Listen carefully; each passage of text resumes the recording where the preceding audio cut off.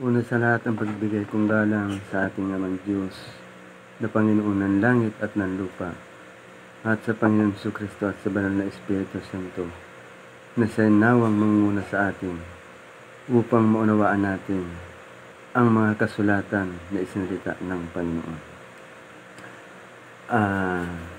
Ang aking tatalakayin dito, ang pamagat nito, ito ang katiyakan ng buhay na walang hanggan ng mga tao.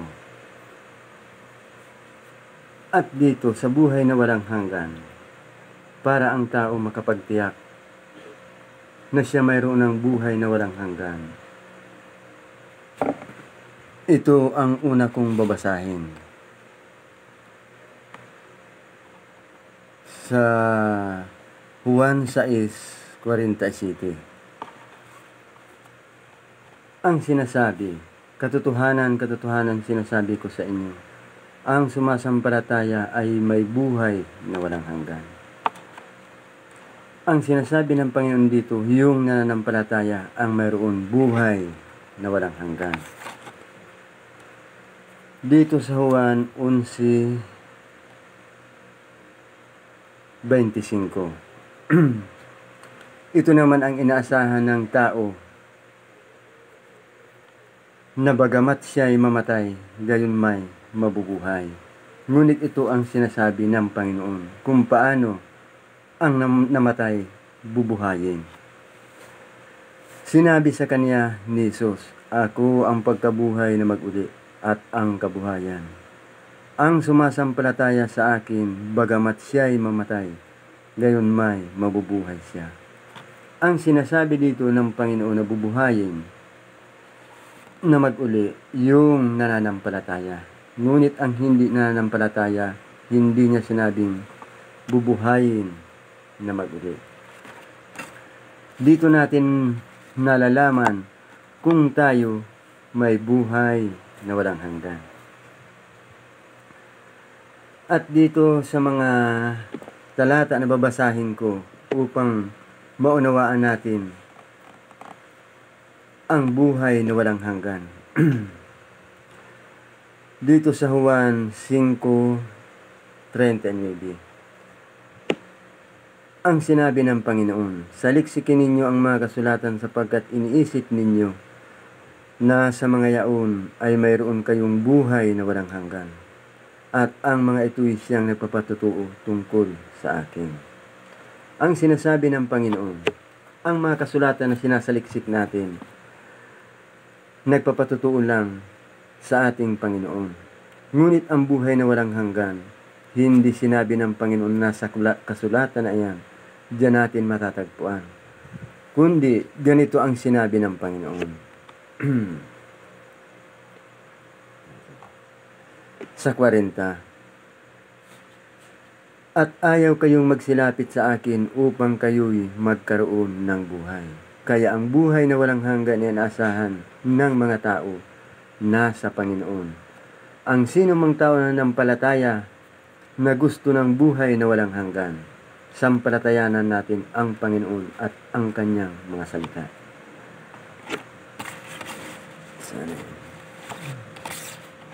Dito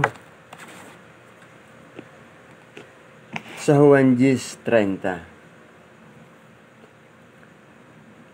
Sabi ng Panginoon, ako at ang Ama ay iisa. Itong salita na ito ng Panginoon, sinabi niya, ako at ang Ama ay iisa, dapat natin itong sampalatayanan, sapagkat ang pinangakuan lang ng buhay na walang hanggan ng Panginoon ang sumampalataya sa Kanya at sa Kanyang salita. Juan 12:44. At si Jesus ay sumigaw at nagsabi, ang sumasampalataya sa akin ay hindi sa akin sumasampalataya, kundi doon sa nagsugo sa akin. Sa 45, at ang nakakita sa akin ay nakakita doon sa nagsugo sa akin. Itong salita ng Panginoon ito na sinasabi niya, Ang nananampalataya sa akin ay hindi sa akin sumasampalataya, kundi doon sa nagsugo sa akin. Sa mga katuwid, kung tayo nananampalataya sa Panginoon, ang sinampalatayanan natin ang Diyos na nagsugo sa Kanya. At ang nakakita sa akin ay nakakita doon sa nagsugo sa akin. Sa Israel nakita nila ang Panginoon at ng mga alagad.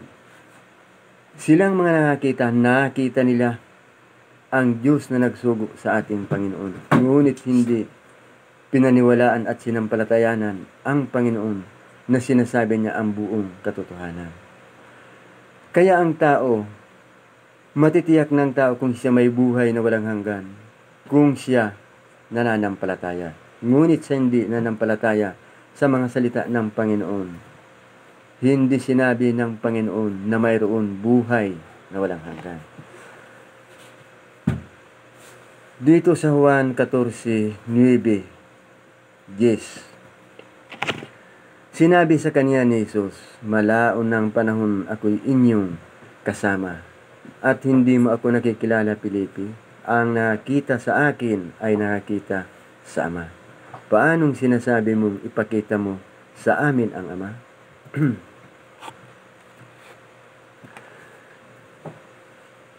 Dito sa Jis, hindi ka baga nananampalataya na ako'y nasa Ama at ang Ama ay nasa akin?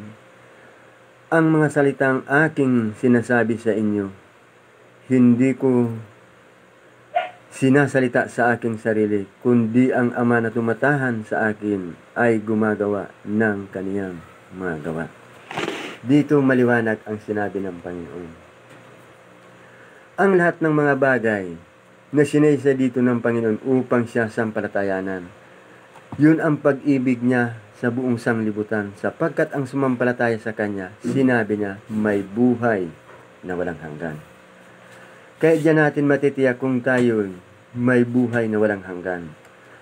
Sa bawat taong nagsasaliksik ng mga kasulatan na ito, nalalaman natin na ang nagsugo sa Panginoon, ang Diyos na Kanyang Ama. Dito sa Juan 17:3, "At ito ang buhay na walang hanggan, na ikaw ay makilala nila, na iisang Diyos na tunay, at siyang iyong sinugo sa makatwidbagay si Jesucristo."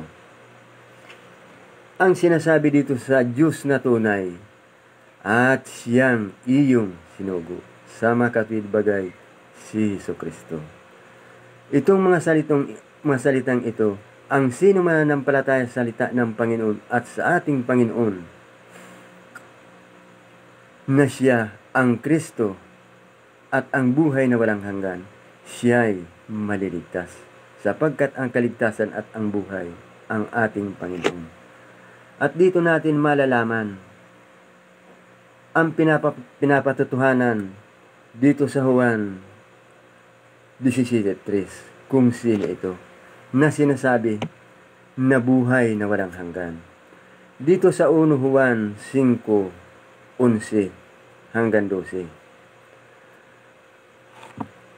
"At ito ang patutuo na tayo'y binigyan ng Diyos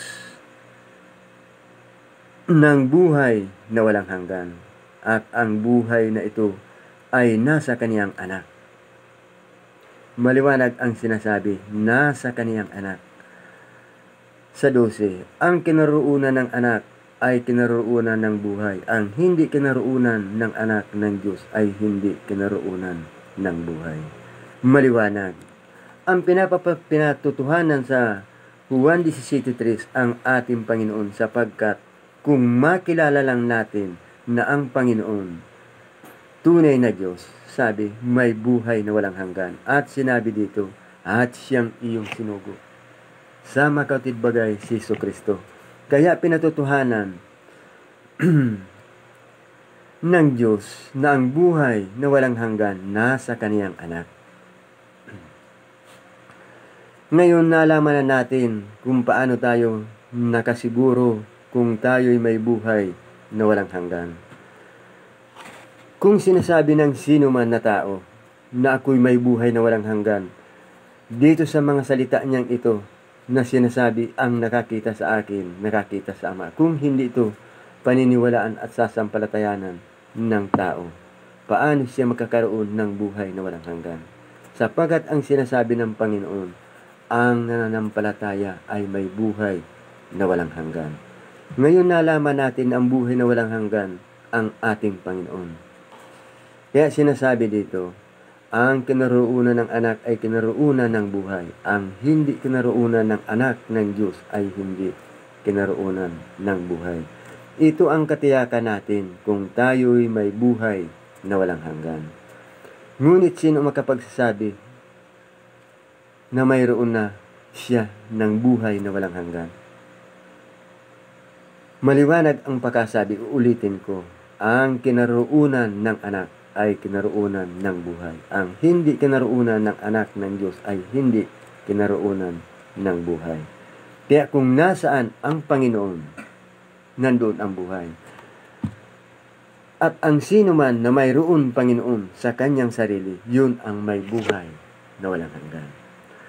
At dito natin malalaman at mapatunayan natin ang Kristo na nagsasabi, ako at ang Ama ay iisa. Dito natin malalaman kung siya Diyos nga o hindi. 1 Juan 5:20. At nalalaman natin na parito ang anak ng Diyos at tayo'y binigyan ng pagkaunawa upang ating makilala siya na totoo at tayo'y nasa kanya na totoo. Sa makatibagay ay sa kaniyang anak na si Jesucristo. Ito ang tunay na Diyos at ang buhay na walang hanggan. Maliwanag ang pagkasabi, nasa kanyang anak na si Jesucristo. Ito ang tunay na Diyos at ang buhay na walang hanggan. Dito sa mga tao na nanampalataya na umaasa sa buhay na walang hanggan, ang mga salitang ito na nandito dapat natin sampalatayanan. Sapagkat ang pananampalataya, yun ang pinangakuan na magkakaroon ng buhay na walang hanggan. At nalaman natin ang buhay na walang hanggan, si Jesucristo, na yun ang nagsasalita sa Israel, na hindi pinaniwalaan ng Israel. Dito sa Pilipinas, halos hindi rin siya pinapaniwalaan na siya Diyos. Ngayon na isinaysay na dito na siya ang tunay na Diyos at ang buhay na walang hanggan. Kaya marapat lang natin na sampalatayanan sapagkat tayo nagsaliksik ng mga Biblia upang tayo'y maligtas. At tayo na nampalataya sa Panginoon upang tayo'y maligtas. Ang kaligtasan at ang buhay na walang hanggan ang ating Panginoon na dapat natin hanapin siya upang tayo'y magkaroon ng buhay. Ito lang ang aking naipapayag na kaunti sa inyo. At mayroon pa ito na mga susunod na dapat abangan natin sapagkat ang mga susunod nito tungkol naman sa mga tao na hindi hinatulan ng Panginoon. Iyan lang. Salamat.